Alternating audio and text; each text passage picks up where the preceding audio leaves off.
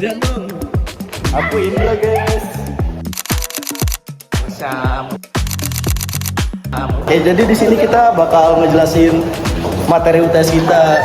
Ya gak sih teman-teman? Oke teman-teman, jadi saya Indra Maulana Hafiz dari kelompok 3 akan membawakan materi pertama dari tugas ekonomi makro. Jadi materi pertama ada di proses pendekatan ekonomi. Proses pendekatan ekonomi memiliki beberapa istilah teman-teman. Istilah yang pertama ada gross domestic product atau GDP, yaitu pendekatan yang berfokus pada wilayah domestik atau lebih spesifiknya jumlah seluruh produksi barang dan jasa yang dihasilkan oleh masyarakat, baik warga negara Indonesia lokal maupun warga negara asing yang tinggal di dalam wilayah Indonesia. Untuk perhitungannya sendiri adalah produk WNI dalam negeri ditambah produk WNA dalam negeri teman-teman. Yang kedua adalah gross national product, yaitu GNP atau pendekatan yang berfokus pada nasional. Gimana ya menjelaskan? Jadi GNP kali ini adalah pendekatan yang jumlah seluruh barang dan jasanya itu adalah hasil dari seluruh warga Indonesia yang berada di luar ataupun luar negeri teman-teman. Jadi untuk warga negara asing yang ada di dalam negeri itu tidak dihitung ya, karena itu masuk dalam GDP. Untuk cara menentukan sendiri adalah GNP sama dengan GDP ditambah pendapatan netto luar negeri. Oke, yang ketiga ada net national product atau NNP adalah total produksi kotor GNP dikurang dari penjualan. Jadi untuk menghitung NNP ini adalah dengan cara GNP dikurangi oleh penjualan. Yang keempat ada net national income atau NNI, adalah total produk bersih dikurangi dari pajak tidak langsung seperti PPN, cukai, dan bea. Untuk cara menghitungnya adalah NNP dikurang pajak tidak langsung. Selanjutnya ada personal income atau PPI, yaitu pendapatan yang berhak diterima oleh seseorang dari keterlibatannya dalam proses produksi, atau bisa istilah umumnya itu gaji. Tapi itu ditambah transfer payment, ditambah laba, terus ditambah banyak perusahaan, asuransi, dan jaminan sosial. Dua cara hitungnya itu adalah NNI ditambah transfer payment, lalu dikurangi laba bisa dibagikan, pajak, asuransi, dan jaminan sosial. Yang terakhir adalah disposable income atau DI, yaitu pendapatan bersih setelah dikurangi pajak langsung, pajak penghasilan, pendapatan yang tidak dipakai untuk konsumsi atau tabungan. Cara menghitungnya adalah DI sama dengan PI dikurang pajak langsung. Oke, jadi buat materi pertama dari aku itu aja ya. Selanjutnya aku akan membahas materi kedua yang masih berhubungan dengan materi pertama ini. Oke teman-teman, jadi aku mau lanjutin ngejelasin soal yang kedua ya. Soal yang kedua ini adalah contoh dari cara perhitungan rumus-rumus yang tadi aku udah kasih tahu dari cara pendekatan ekonomi. Jadi di sini aku punya contoh soal yang dimana kita punya data produk domestik bruto atau PDB sebesar 130.000 dan pendapatan netto dari luar negeri atau PNLN itu sebesar 5.000. Lalu ada pajak tidak langsung sebesar 9.000, penyusutan sebesar 6.000, iuran asuransi atau social security contribution sebesar 4.000, laba ditahan sebesar 3.000, transfer payment sebesar 8.000, pajak langsung sebesar 7.000, dan yang terakhir ada konsumsi rumah tangga sebesar 90.000 teman-teman. Jadi untuk penyebutan nominal pada kali ini kita menggunakan rupiah ya. Oke, jadi langsung aja kita mencari cara perhitungan GNP. Karena di sini kita udah punya data dari GDP-nya atau gross domestic product, yaitu sebesar 130.000 ditambah PNLN atau pendapatan netto dari luar negeri sebesar 5.000. Jadi total dari GNP-nya itu 135.000 miliar. Nah, terus ada materi yang ketiga, teman-teman ingat kan, NNP atau net national product. Rumusnya sendiri adalah GNP dikurang penyusutan. Nah, GNP itu kan kita udah dapat sebesar 135.000. Tinggal kita cari penyusutan lagi. Penyusutan ada di angka 6.000. Nah, itu tinggal kita kurangi aja menggunakan dari NNP. Hasilnya sendiri itu 129.000 miliar rupiah. Next, kita akan membahas NNI atau Net National Income, yang dimana memiliki rumus NNP dikurang pajak tidak langsung. NNP-nya itu kan kita udah dapat nih sebesar 129.000 miliar. Kita tinggal taruh di sini, lalu kita kurangi sama pajak tidak langsung. Pajak tidak langsungnya itu sebesar 9.000 teman-teman. Nah, untuk hasilnya berarti kita dapat di angka 120.000 miliar. Nah, setelah kita berhasil menghitung NNI-nya, baru deh kita bisa menghitung personal income atau PI. Nah, PI sendiri tadi rumusnya adalah NNI ditambah transfer payment dikurang laba ditahan plus dikurang asuransi. Nah, NNI-nya itu memiliki nilai 120.000 miliar. Terus transfer payment-nya memiliki nilai 4.000, laba ditahan memiliki nilai 3.000, dan iuran asuransi sebesar 4.000. Jadi setelah total semua kita memiliki personal income sebesar 121.000 miliar. Dan untuk yang terakhir adalah deposit income atau DI yang memiliki rumus PI dikurang pajak langsung, yaitu 121.000 miliar dikurang 7.000. Hasilnya itu 114.000 miliar. Jadi buat teman-teman kalau mau belajar pendekatan ekonomi ini harus benar-benar mengerti hubungannya dari awal sampai akhir. Karena tuh buat penghitungan tuh kita memerlukan kaitan satu sama lain. Misalnya kita mau nyari GDP, kan kita perlu dari GDP, perlu hasil dari PLN. Gitu aja sih dari itu. Terima kasih. Nah, buat selanjutnya tuh bakal disampaikan oleh anak. Hai teman-teman, saya Kayla dan di sini saya akan membahas materi yang ketiga, yaitu pendekatan.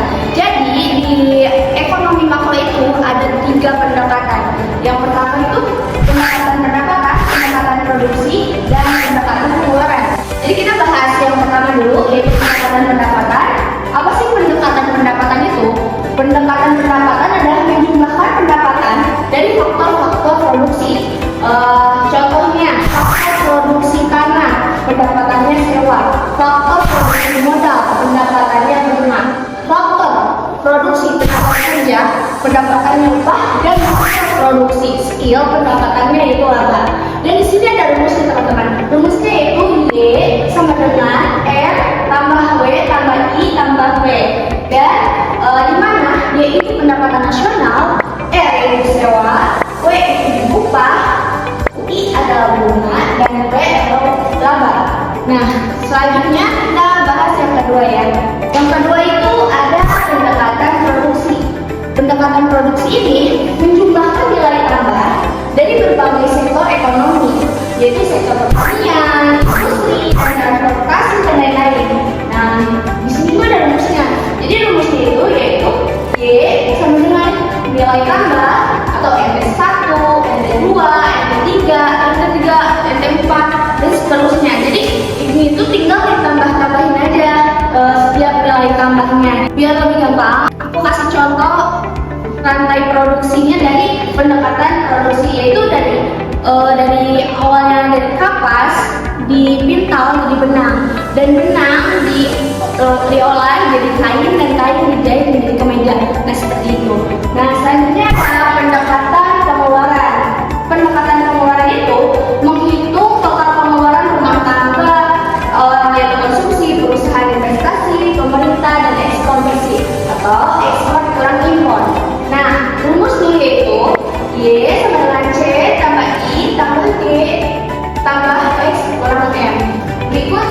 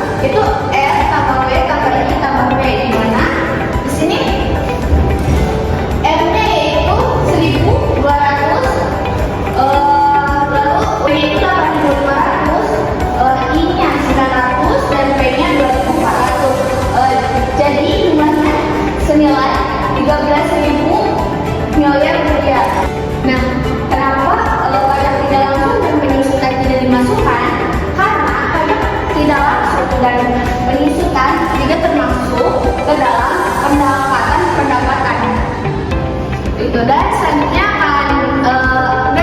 ada soal yang berkaitan dengan pendekatan produksi yang akan dibahas dan akan dijelaskan oleh teman saya. Halo, saya Syam. Saya di sini akan menjelaskan tentang bagaimana cara menghitung pendapatan nasional dengan pendekatan produksi.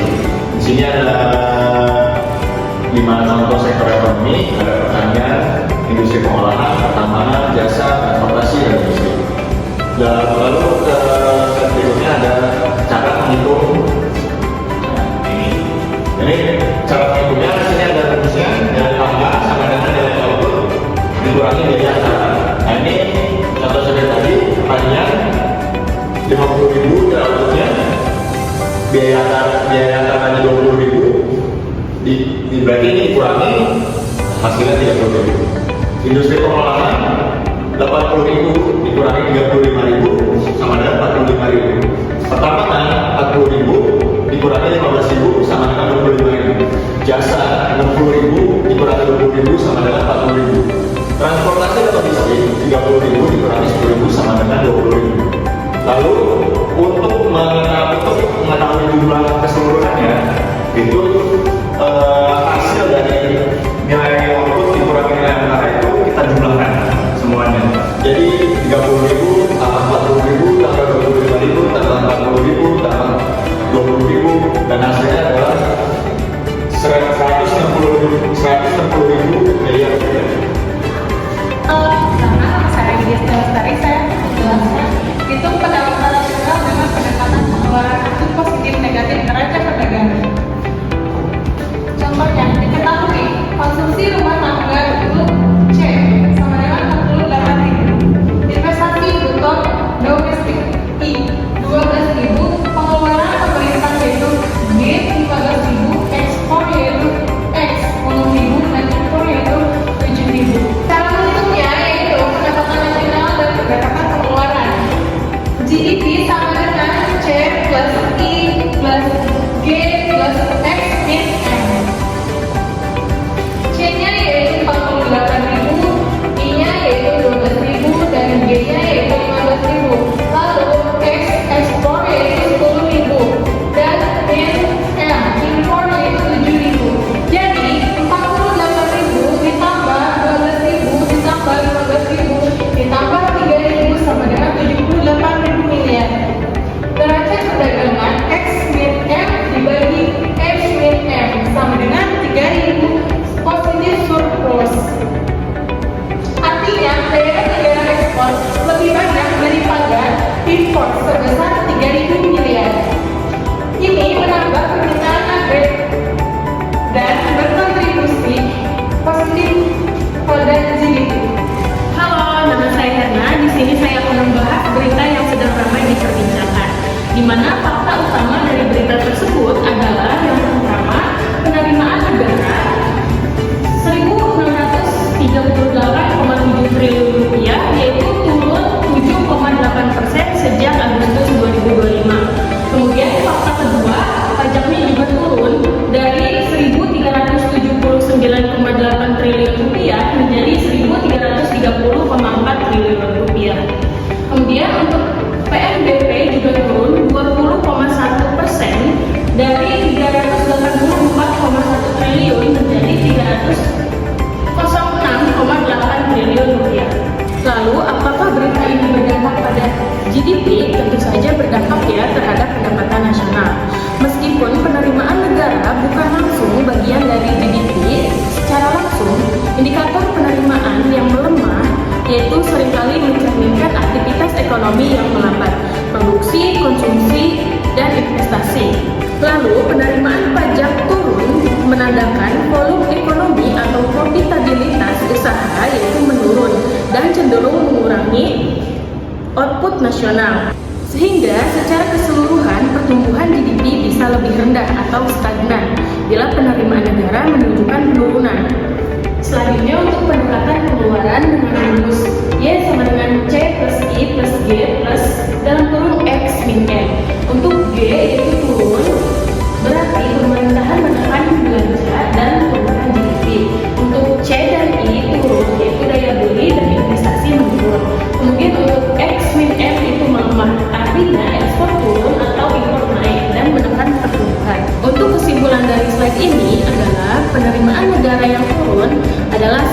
melemahnya aktivitas ekonomi yang bisa menurunkan GDP. Kemudian dalam formula Y sama dengan C plus I plus G plus X min M, penurunan pemerintahan bisa mengurangi BCI dan atau X min M. Kemudian artinya adalah ketika pemerintahan menerima lebih sedikit, maka peluang untuk mempertahankan atau meningkatkan pengeluaran agregat menurunkan yang